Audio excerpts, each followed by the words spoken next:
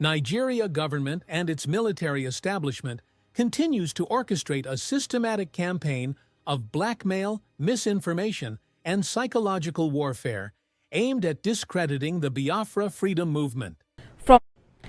To the court now, the federal government witness in Nnamdi Kanu's trial has told the Federal High Court that the Amotekun Corps is different from the Eastern Security Network because it is registered and also established by legislation from the various state assemblies in the Southwest. The day's proceedings started with counsel to Nnamdi Kanu, Paul Irokoro, explaining why the defense team could not file the videos they wanted to play in court on time. Mr. Irokoro explains that they had to edit the videos to remove parts of them that were not relevant to the case. Justice Omotosho says it will give 6 days for the prosecution to call all their witnesses, regardless of how many witnesses they have. 9 days will be given to the defense to present their case after the prosecution has closed theirs. The courts then adjourned until the 28th and May 28th and 29th and June. Breaking news. Fake news caused the Nigerian Biafran war. Obasanjo speaks concerning the cause of the Biafran war. Good morning, good afternoon, good evening, wonderful people, lovers of freedom all over the world. Wherever you're joining us from today, you're highly welcome to this wonderful YouTube channel. Do not forget to subscribe to this channel, turn on your notification, and we will notify you whenever we drop our spanking news. Now, let us go straight up to this important information from the former president of the Zoological Republic of Animal Kingdom, Nigeria, in the person of Olusegun Obasanjo, who has come out to say that the major cause of the Biafran Nigerian war, is or was fake news. For me, it wasn't about fake news. It wasn't about fake news. There was more to the war than just coming out to say it was caused by fake news. But let us hear from the former president, in his statement. The news in detail. Former President Olusegun Obasanjo has said disinformation played a significant role in the Nigerian Civil War, 1967 to 1970. Obasanjo stated this at the 6th edition of annual Nigerian Civil War Symposium organized by the Army War College Nigeria, AWCN, on Wednesday in Abuja. He said, the theme of the symposium, which is the role of disinformation in the Nigerian Civil War, was germane, especially in the era of asymmetric warfare. According to him, disinformation, propaganda, psychological warfare, and propagation of false narratives are means through which a weaker force attempts to discredit a superior force in asymmetric wars. Disinformation played a significant role in the Nigerian Civil War, exacerbating tensions and influencing public opinion. The same strategy is currently being employed by the insurgents in the northeast and other violent groups in other parts of Nigeria.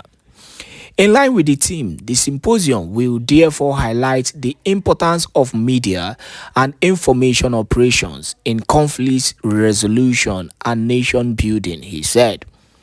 The former president emphasized the need for Nigeria to be deliberate and diligent in the study of history, particularly military history, to bring out and apply valuable lessons. He quoted a popular saying that a child does not learn history will be told history. A child who doesn't learn history will be told history, adding that understanding the past would help to better navigate the present and build a more equitable future for all Nigerians. Obasanjo commended AWCN for the inclusion of the study of the Nigerian Civil War in its curriculum to enhance the capacities of operational level leaders to effectively apply the lessons from past campaigns in operational planning. This fratricidal conflict left an indelible mark on our nation's collective memory and continues to shape our identity. The WAR's complex causes, consequences, and lessons offer valuable insights for us all, he added. The Chief of Army Staff, GOAS, Lieutenant General Olufemi Oluyode, who was presented by Major General P.E. Eromosele, described the symposium as a vital platform for nurturing intellectual capacity within the military. Oluyede praised the team's relevance to current operations and reiterated the Army's commitment to building a combat-ready force guided by sound leadership and informed strategy. Earlier, the commandant of AWCN, Major General Umar Akali, said the symposium was designed to enhance the intellectual and leadership capacity of officers undergoing the AWCN course 9 2025. Akali said the college deliberately included the study of the Civil War in its curriculum to help participants dissect and draw practical lessons from historical campaigns. He said the team aligned with the Chief of Army Staff's command philosophy to build a combat-ready and professional force capable of delivering on its constitutional responsibility within a joint environment. Okay, that is that on that issue. Now, the only thing I have to say is that there is a lot of falsehood, in what Olusegun Obasanjo is saying, in as much as he also played a vital role in the Nigerian Biafran war. He illustrated how misinformation often shaped public perception and policy decision during war. I understand this. I understand the issue of immortalization, of misinformation, and how it can actually lead, to this, to WAR, especially when it comes to asymmetric warfare. We know how these things work, but in Nigerian civil war, it wasn't a matter of misinformation. The same thing that is still driving Biafrans, to fight for the freedom of their people is the same thing that led them so many years ago. And one of the reasons is marginalization. Now, you can agree with me that after so many years, our people are still being subjugated to a lot of suffering. Our people are being marginalized in different ways. Now, enter politically. You will see that our people are being marginalized. When it comes to infrastructures, our people are being marginalized. The good part of this whole thing is that Biafrans are so, blessed to the extent that most of these things, they do not even put their attention in it. Because if they did, honestly speaking, no Biafran will come out with his or her full chest, and be happy to have any business to do with the zoo. No, none. That is why people are still fighting for the freedom of their people. So it is beyond, misinformation and all this blabbing Olusegun Obasanjo is saying. It is. Now let us even move to should we even move to the talk of Mazi Nnamdi Kanu? Now, is it misinformation that is causing the zoo army to continue to threaten the peace of people living in Biafran land? These are the questions we should be asking ourselves. You go to a particular community, you send in equipment to destroy a particular place, and you're cool with it because, you don't want this particular set of people to function. After all, a sitting president once came out and called a particular set of people that you fought against a dot in the circle. You no rate them at all. So the Biafran war thing is something that has been there. It is beyond misinformation. It is beyond lack of information. It is beyond, just mere controversy. Nothing. People are being, they are not being deceived. Within themselves, they know the truth and they know the reality. They know that their people are being, marginalized in different ways. But the important information he made is in the issue of teaching the younger generation how the history of their land is.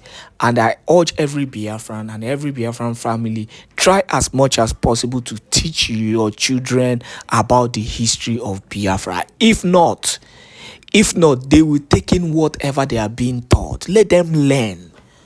Let them learn the truth. Let them learn the history of Biafran. It will help their mind. It will shape their mind ahead to what they want and what they can achieve. It's as simple as that. Thank you once again for joining us on this important information that we needed to clarify to every Biafran. Please make sure you share this video to as many groups, to as many platforms as possible. Mazi Nnamdi Kanu submit video evidences against the federal government and DSS as judge fixes final date to end prosecution case. Hear the news in details. Wonderful people of Biafra, lovers of freedom all over the world, you are welcome once again to Biafra Unite channel /television this very moment. Today's date is 22nd of May 2025, and I have come once again to give you this very important update for what transpired today at the Federal High Court Abuja between Mazi Nnamdi Kanu, or should I say Biafrans, and the Zoological Republic of Animal Kingdom, Nigeria. I don't want to talk too much. Let me first of all go straight, because I'm going to show you two different information from two different media platforms. So please, I want you to pay attention while I take you through the news. The Federal High Court in Abuja on Thursday, which is today, admitted into evidence videos of General T.Y. Danjuma, Governor Hope Uzodinma of Imo, and the Director General of the Department of State Services DSS, Adeola Ajayi, in Nnamdi Kanu's defense.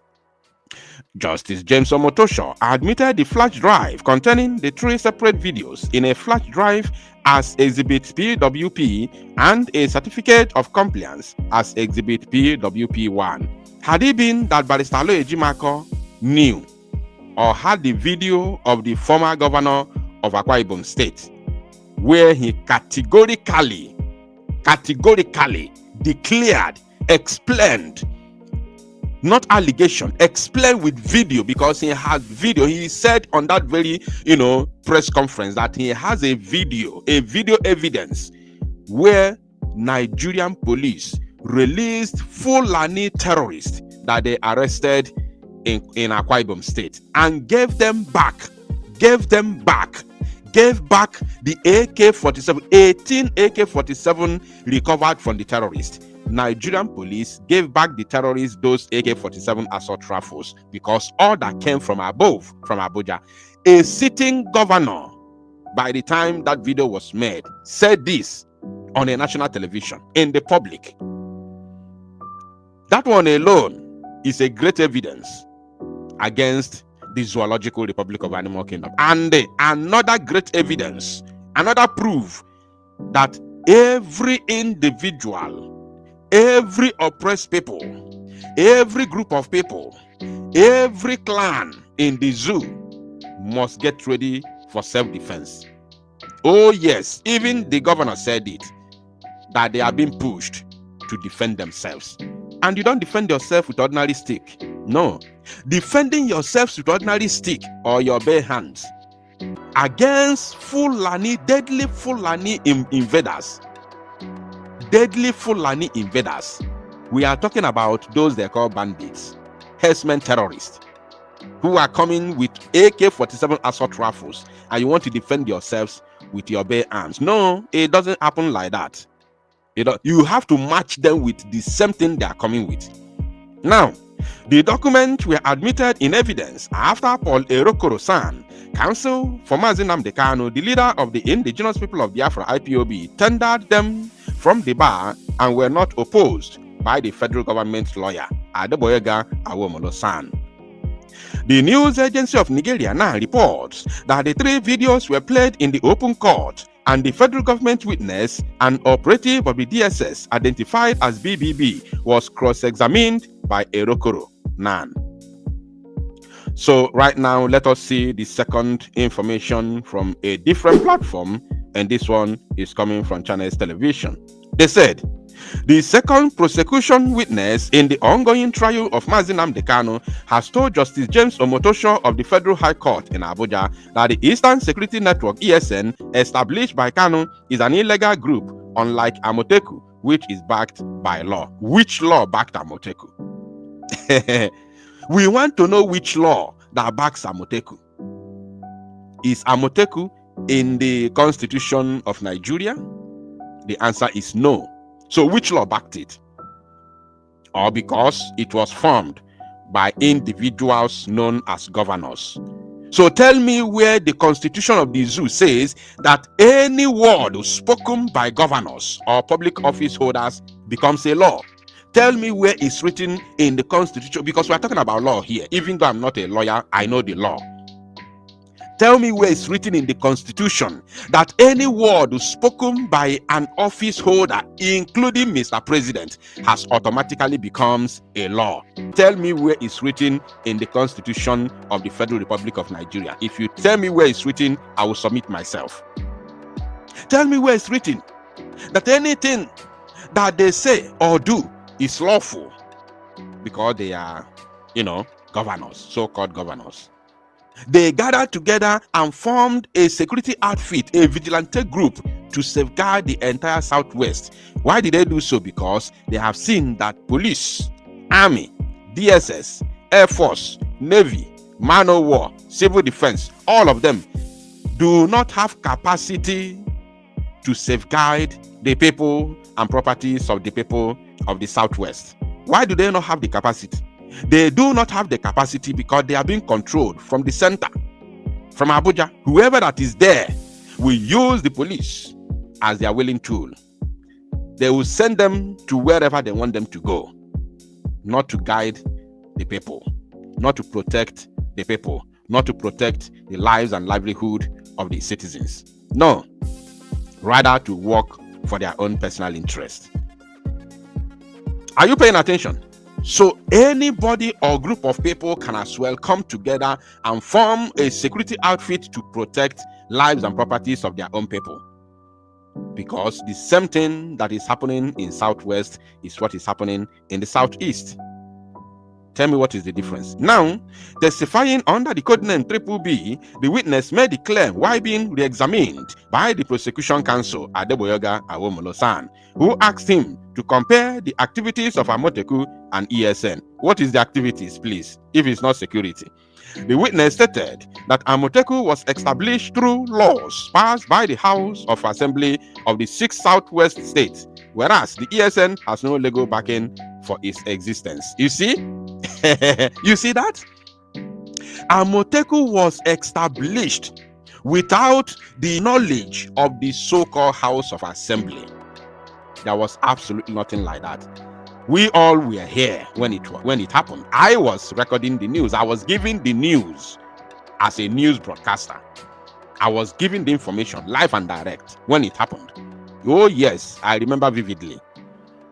It was after the 6 Southwest governors went to Abuja to visit the then Vice President, Yemi Osibanjo. Yemi Osibanjo told them, because he was under pressure, to tell the Southwest governors to disarm Amoteku. Yemi Osibanjo told them to disarm Amoteku. Rather, they should be given, double barrel and pump action. That is when they went back to Southwest from Abuja and told their House of Representatives in their respective states to give it back in. That is what happened. But the moment Amoteku was formed, there was nothing like House of Assembly, House of Representatives backing it, whatever. There was nothing like that. And when that backing came, It was not dissolved. Listen, Amoteku was not dissolved before the backing. Amoteku was already on existence without backing of House of Assembly or Representatives. So what they would have done is to, first of all, dissolve Amoteku after it was formed, so-called illegally, because nowadays in the zoo now, when you try to protect yourself, it becomes illegal. Yet the state lacks the capacity to protect you. So they should have disbanded Amoteku. After disbandment, wait for the House of Assembly or Representatives to give it legal backing, and then they will now reform it. That is how it should have been done. But they didn't disband it. It was on existence when the House of Assembly was, gathering to give it legal backing. So ESN remains legal in as much as it was a security outfit formed to protect the people against the Fulani invaders. It's very simple. If you don't like it, you don't take it, you go and deal with it. Now, he further testified that the Director General of the Department of State Services, DSS, had at some point advocated for community policing initiatives to combat insecurity on the condition that such efforts receive guidance and approval from recognized security agencies. We have that video. He told the entire Nigerian to organize themselves, community by community. Organize yourself and defend yourself against terrorists. I want to know if he talked about the former Chief of Army Staff, T.Y. Danjuma. But let's continue. Now, earlier during the hearing, Defense Counsel Paul Erokoro-san tendered 3 video recordings containing in a flash drive, which the court admitted into evidence. The 3 videos were subsequently played in open court. In one of the recordings, the DG of the DSS was seen speaking at a public event where he encouraged communities to create a first line of defense against bandits and other external threats. You see, he was heard saying, the practical approach to mobilizing people is to get everyone involved. Everyone involved. It is impossible for the security agencies to deploy to every part of the country. You see, this is the DG, the Director General of DSS that is holding Nnamdi Kanu, is the one saying that it is impossible. He used that word there. Outline it, my people. Impossible. Look at it. It is impossible for the security agencies to deploy to every part of the country. What we need to do is to make communities set up a first line of defense. We have to allow some level of armament for the community to rise and defend themselves first, but under the guide and approval of security agencies. The time to start it is now. When asked by Erokoro whether the DSS DG was not effectively calling for communities to arm themselves, the witness clarified that the DG had specifically noted that such efforts must be under the supervision of security agencies. Another video played in court showed former Defense Minister General Theophilus Danjuma speaking at a public forum. In the footage, Danjuma alleged that some members of the armed forces were not neutral in the ongoing unalivings across the country.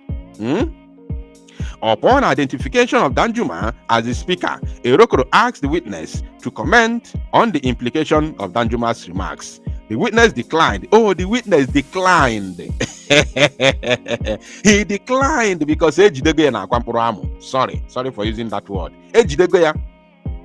He now declined. The witness declined, stating that Erokoro should direct such a question to Danjuma himself. You see? But you did not say direct the word of the DG of DSS to him. You were there now, Filiano. But Oruziel and Keju Ejidegi na tight corner.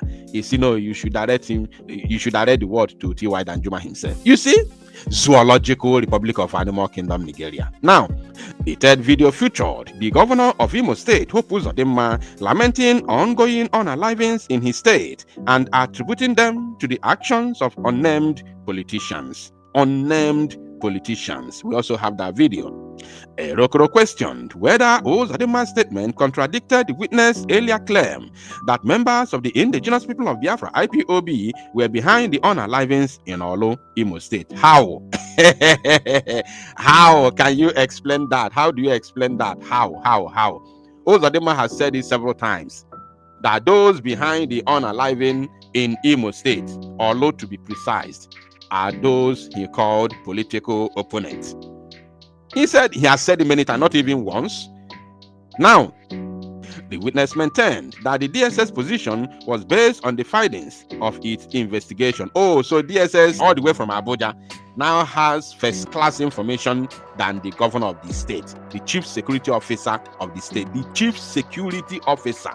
Did you get that? The chief security officer, meaning that anything about security in his state lands on his table. First, he should be having first-class information of anything that has to do with security in his own state. That is how it is. Now, our investigation revealed those who were unalived by suspected IPOB members, and we mentioned their names. The governor did not mention any names of the people he said were unalive. The witness said, oh, you mentioned names of those that were unalived, but you did not mention the names of those that unalived them. You did not mention the names of those that unalived them, but you mentioned the names of those that were unalived. You see your life? He affirmed that IPOB was proscribed by a court order and that Kanu remained a member both before and after the group's proscription. When asked about his knowledge of the NSAS protest, the witness stated that the demonstrations were a response to calls for the disbandment of the Police Special Anti-Robbery Squad (SARS). He added that he was aware that several states, including Lagos and the National Human Rights Commission, had established commissions of inquiry to investigate the protests and related incidents. He agreed with Erokoro that the report issued by the Lagos State panel did not name IPOB as a participant and did not categorize the protest as act of terrorism. Oh, so why were you calling Mazi Nnamdi Kanu in the same NSAS protest? Hey, nah, the zoo keep on shooting themselves in the foot. The zoo keep on implicating themselves just by their own deeds. He agreed with Erokoro that the report issued by the Lagos State panel did not mention IPOB. Erokoro subsequently tendered the Lagos State Commission's report, which was admitted into evidence. I love that. Before adjourning proceedings for the day, Justice Omotosho directed the prosecution to conclude its case within 6 days and allocated 9 days for the defense to present its argument. Following an agreement by the parties, the judge adjourned further hearings to 28 and 29 May and 6, 16, 18, and 19th of June. Wow. So, my people, I don't have much to say here. We will continue to follow this very matter to the logical conclusion, which is, of course, going to give birth to the freedom of Mazi Nnamdi Kanu and subsequent exit of Biafra from the Zoological Republic of Animal Kingdom, Nigeria. Thank you, my people. To salo no mozi akaona apoto and make it go viral.